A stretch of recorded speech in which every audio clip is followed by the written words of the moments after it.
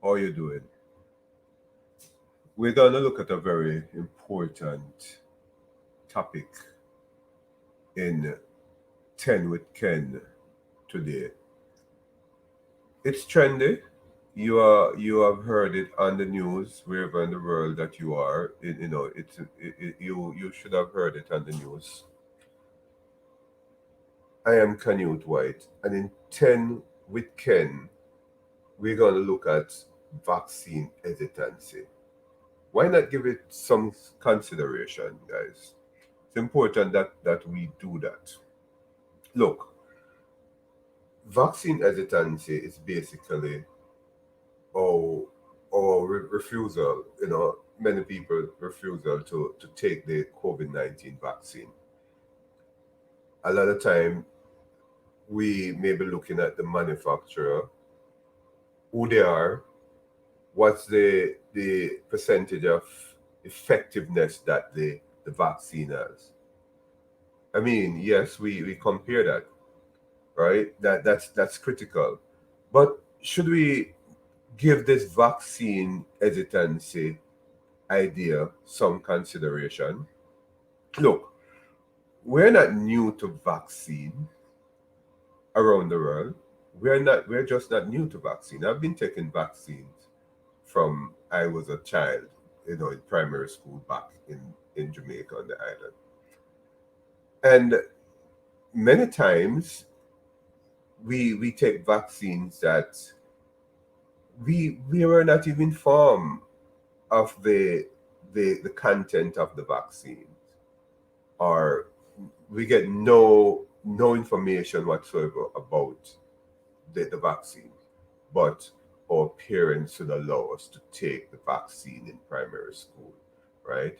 And and and we talk about immunization cards, right, which records the number of vaccines that we have taken, to prevent us from getting particular diseases. So vaccine is not a new thing to the world, to us, and we allow our children to take vaccines. Look, we are now being informed tremendously. Perhaps an oversupply of information as it relates to the coronavirus vaccines, right? All the vaccines. It's like every day we would hear something regarding the vaccines. So I think with that in mind, we should really reconsider our vaccine hesitancy.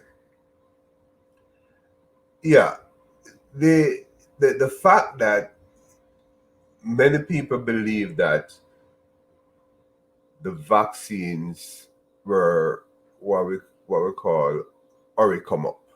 This quick production of vaccines to deal with uh, the COVID-19 virus is important. It's critical and it's understandable. However, we also have to understand that the COVID-19 situation is a crisis that really requires urgency. And yes, safe, but urgent, because urgency is critical in this situation. And it takes me to another point that I'd like to make. In considering vaccine hesitancy, we should also consider the statistics. How many people have died in your community, in your country, in the world from complications of the COVID-19 disease? Many. We know that, right? And we have seen it increase daily. So you tell me, the flip side of the question, how many people you know who have died from taking the vaccine so far? I'm not saying you don't know of any, but how many? And if you do, I am sure it's not over 1,000. Yeah. How many persons you have heard have died from taking the vaccine? Hmm. If you have heard of any, I'm sure it's not over 1,000. How many persons, if any, is statistically proven to have died from taking any of the vaccines, the COVID vaccines? I am sure it's not over 1,000. But look at the statistics as it relates to how many persons died from COVID 19. I think these are considerations that we need to have. We need to consider these situations, these ideas, and rethink vaccine hesitancy. I do not believe that there's a basis for many persons' hesitancy against the vaccine. I'm sure that many persons look at it from a religious standpoint, saying that it's not God's plan. But do you think it's God's plan to have COVID 19 on earth, creating havoc? You might say yes, but many might say no. But kind of weave this into the whole vaccine hesitancy consideration because it's critical for you to do that. Many are saying, what's in those vaccines? We need to know. Okay, do your research. The content, perhaps, of one vaccine, type of vaccine, based on the manufacturer, might be different from the other. I don't know. But if you think that, okay, I will go with X vaccine, not Y or Z vaccine, then go with X vaccine. But the important thing is to be vaccinated. I listened to the President of the United States, President Biden, speech last night. And he made a valid point after suggesting that he actually warned that it's important to take the vaccine. That's an implication. Important to take the vaccine, right? So that we in the United States can celebrate the 4th of July in a better way than we had celebrated it last year. He suggested groups, not large groups, but small groups, family size, because would have been vaccinated and things can get a bit lighter as it relates to that celebration. And he had mentioned that we'd not only be celebrating the independence of the United States, but the independence from this deadly virus, or the intense implications of this deadly virus, because it will still be lingering around, right? So we need to take these ideas into consideration as it regards to the history of vaccine and our response to vaccine over the years, and the fact that we have responded well, and why now, right? Just think about it. Maybe you have you have you will basically analyze it to your advantage, but take some time to analyze this vaccine hesitancy attitude before you become conclusive about it. That's critical, guys. That's important. Very important that you do that. Right? So remember, think. Think about it. Don't just, okay, I'm hesitant, I'm not taking the vaccine. Think about it, guys. More are dying from COVID-19 complications than, if any, are dying from taking the vaccine. We have more information now about vaccine, this COVID-19 category of vaccines than we had when we were growing up and we were comfortable at that point. So you tell me.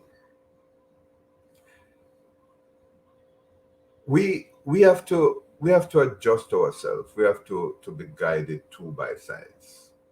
Right? So look, when the vaccine become available in your area, for the United States, the president is suggesting, he's not forcing anybody to take the vaccine. I don't think any country I have known, I've heard about, that would force people to take the vaccine, but they're encouraging you to take the vaccine. And the president of the United States, in his speech, encouraged you to take the vaccine. And he also suggested that by May 1st, 2021, all adults in all states should be eligible, eligible to take the vaccine. And we have to look at it like that. So he's not forcing, he's encouraging, and he's saying we just need to consider a better life after the vaccine. We'll be freer after the vaccine. If most of us, all of us, take the vaccine, then it would be um, a better 2021, better Independence, 4th of July for us, and we will be able to go through 2022 in a more liberated sense. So, guys, please, you I'm talking to, as soon as the vaccine is available in your area, yeah, do your research. Consider vaccine hesitancy, right? Reconsider it. Take your vaccine. There will be a website in the United States that will allow you to search for vaccination sites in your area, in your community. Do that. Do that. Let us celebrate the independence of the United States in a more, mm, yeah, gathering format. Yeah, not large, but as the president suggested, small gathering. Right, we'll be able to do that at least more with friends and family. Right, and I would want to think that Jamaica had started taking the vaccine as well. Great, Jamaicans have started. Incidentally, two former prime ministers I have seen actually took the vaccine, where Jamaica had gotten a donation of vaccines from India, and they started taking it in Jamaica. I am proud. And former Prime Minister PJ Patterson and former Prime Minister Bruce Golding took the vaccine, just like our president here and the former president in the United States took the vaccine. It's sort of a show to the rest of us that, hey, it's okay. It's okay. I am leading. Right? So, guys, reconsider vaccine hesitancy. And let's stop COVID in its track. Let's stop COVID in its track. Let's reach herd immunity and say ta-ta to COVID very, very soon. Very, very soon. This was 10 with Ken. We'll be talking again soon. Stay safe. Wash your hands. Keep your distance. Wear your mask. And it is said that, according to the CDC, Center of Disease Control in the United States, wear 2 masks. Take care, guys. Take care. Bye-bye.